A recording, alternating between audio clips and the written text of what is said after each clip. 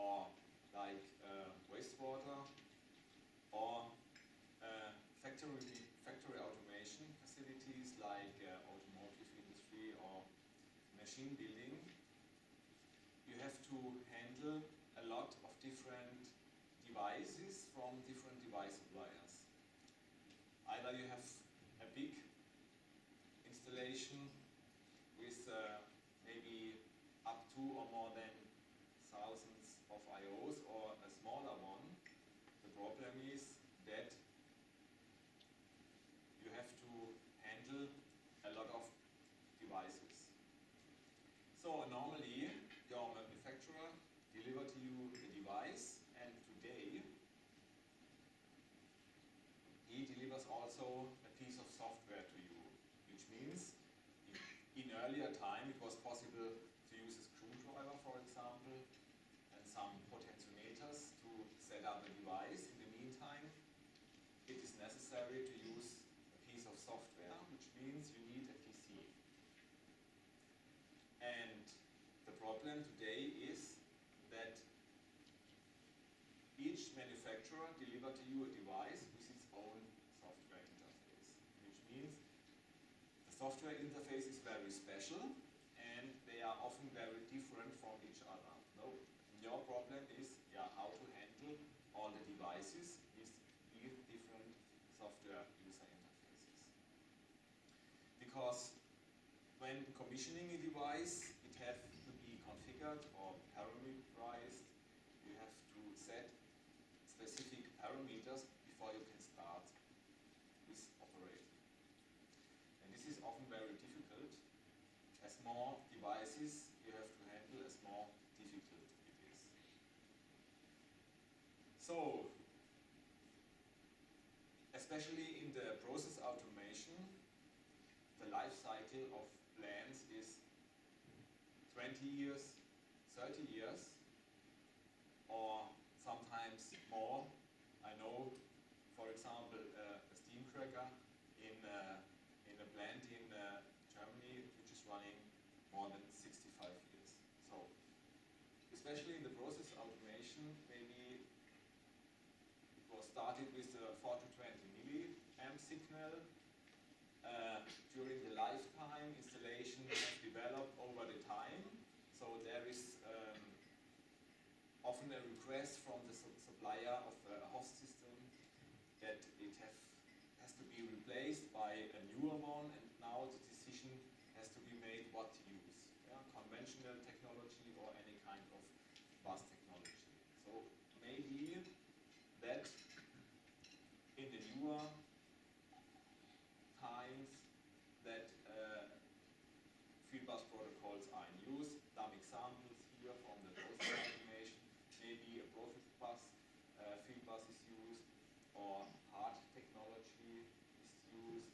Maybe a device net or AS interface, interbus, or Profinet, whatever. So today, different protocols are in use in the plants, and you have to take care about, and you have to know how to work with them and how to handle them. So maybe this does resemble also your facility. Now you have the challenge for you is you have to know how to handle everything, your devices, how to commission your devices, how to operate your devices, and to get out of diagnostic information. And maybe this is also a situation, you have to work with a lot of different documentation. So, the best would be to have one single tool for the entire life cycle. Means a tool that can be used for the planning, for configuration, topology planning, for commissioning, means configuration of the topology of the network, parameters, setting parameters of all devices are in use, setting parameters for startup, and during operation for monitoring of values, monitoring of parameters, variables, set alarms, and later on, when a maintenance is required, to get out diagnostic information or to recalibrate, for example, devices. Yeah, best would be to have one tool for the complete life cycle. And the answer is FDT. FDT is the answer. Means one single tool for life cycle. And this is the statement Mr. Lindner did. He's a chairman for association and standardization. He's a member of the FDT group working for Anderson Hauser. And he says the FDT DTM technology is a common standardized platform for commissioning, operation, maintenance, and diagnostics for the complete plant structures.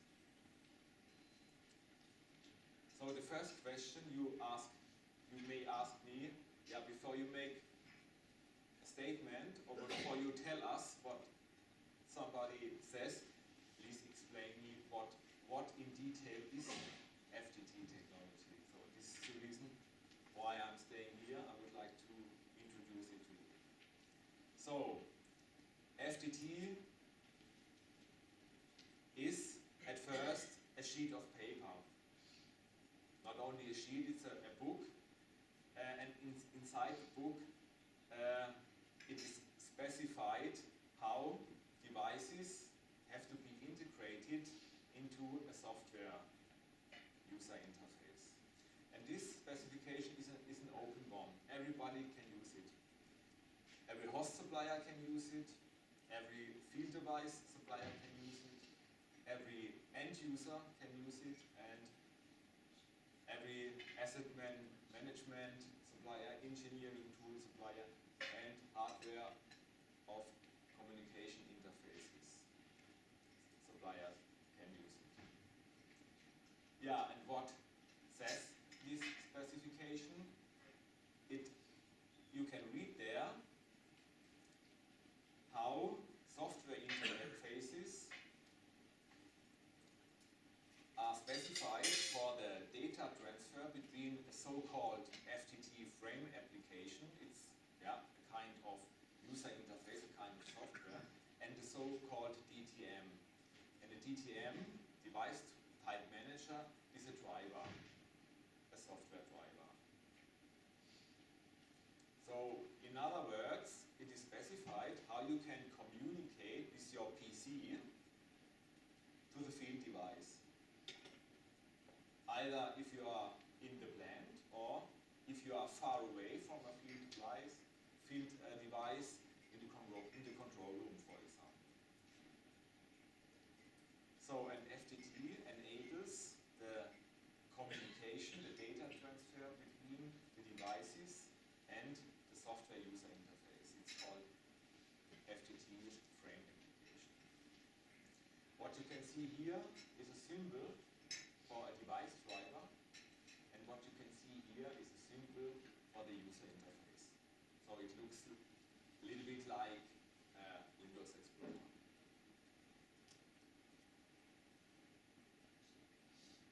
So, and FDT is also an international standard for device integration.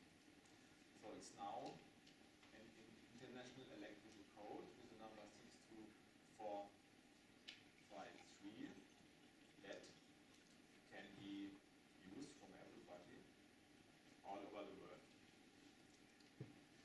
Yeah, what I told you is very general for the moment, and we will go into details. What I still have to say is that the FDT technology is independent. Maybe you know the Profibus user group who's handling only Profibus, or you know the Hart Foundation, you know the DeviceNet Foundation, whatever, or CC-Link or IO-Link. These are foundations handling only one protocol. FDT is on the top. FDT is handling every protocol that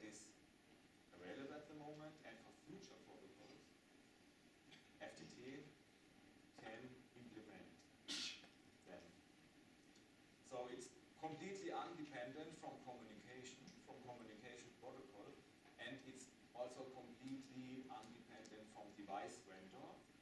FDT group supplies the specification, and each device vendor can use it. And he can be a member of the FDT group or not. It's free for him. And it's also independent from any host supplier. It's not bundled on any company. Every host supplier, every PLC supplier, every engineering tool or asset management supplier can use specification and integrate the FDT technology in the software. So, as I said, at the moment I'm talking very general things, but I would like to go a little bit more to the details, what in detail FDT technology means and how it works in detail.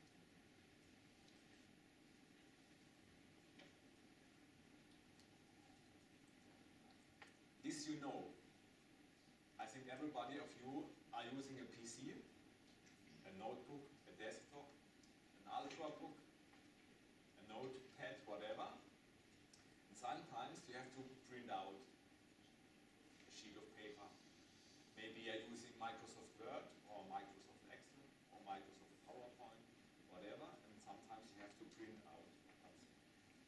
And what you have to do, you need to send the data from the PC to your printer. And how does it work? You need a piece of software, a driver for your printer. Normally you don't realize it because when you are using the Microsoft Windows, then Microsoft has already included up to 100,000 of drivers in the market into their operating system. But if maybe you buy a new printer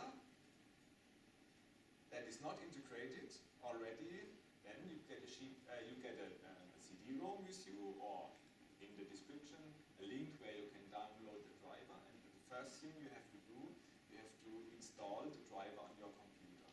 And the driver handles then the communication, which means, for example, when the ink is empty, then you get a diagnostic information out from the printer, and this information will be shown within the driver of the printer. Without the driver, nothing works.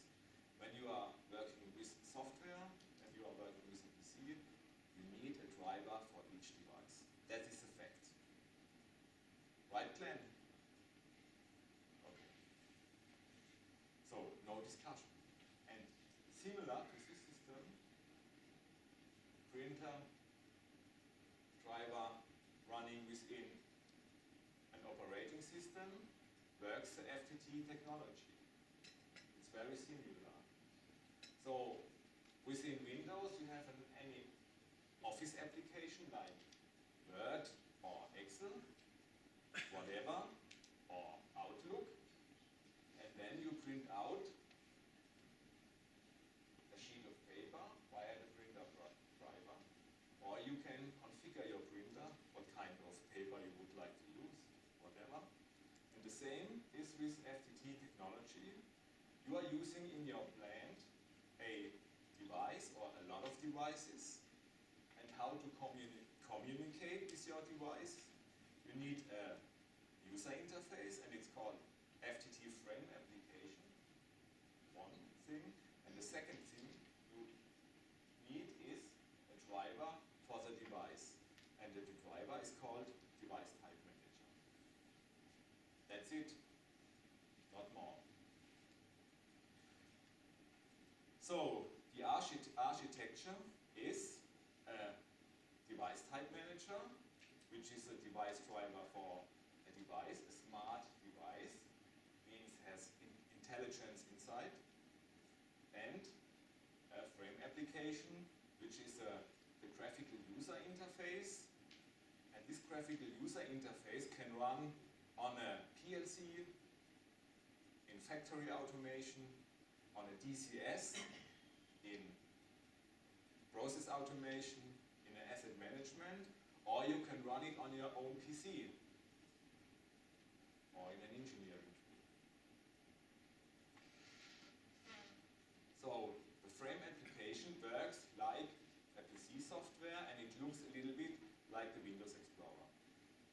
handles the common environment.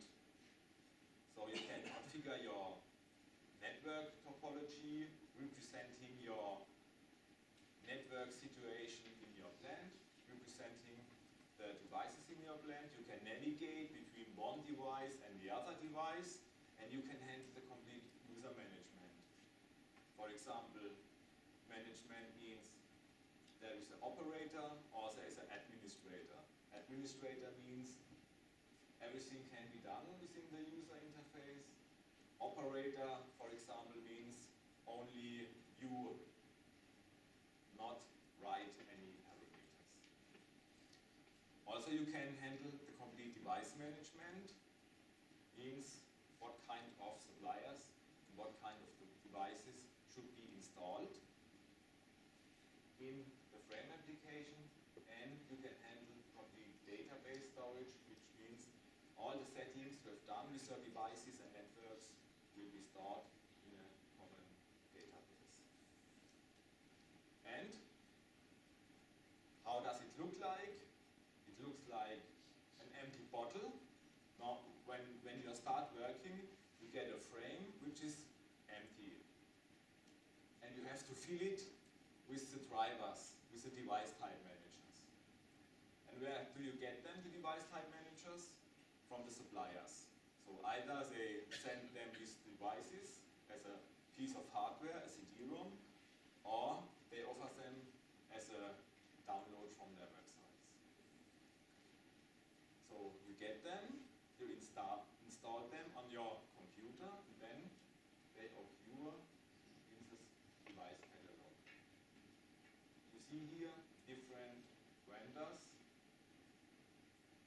and each vendor, I'm looking at the moment at Samsung, has a lot of devices, or Vega, you'll see a lot of devices. So take the DTM, install it on your PC, then it will be integrated in the device catalog of the web application.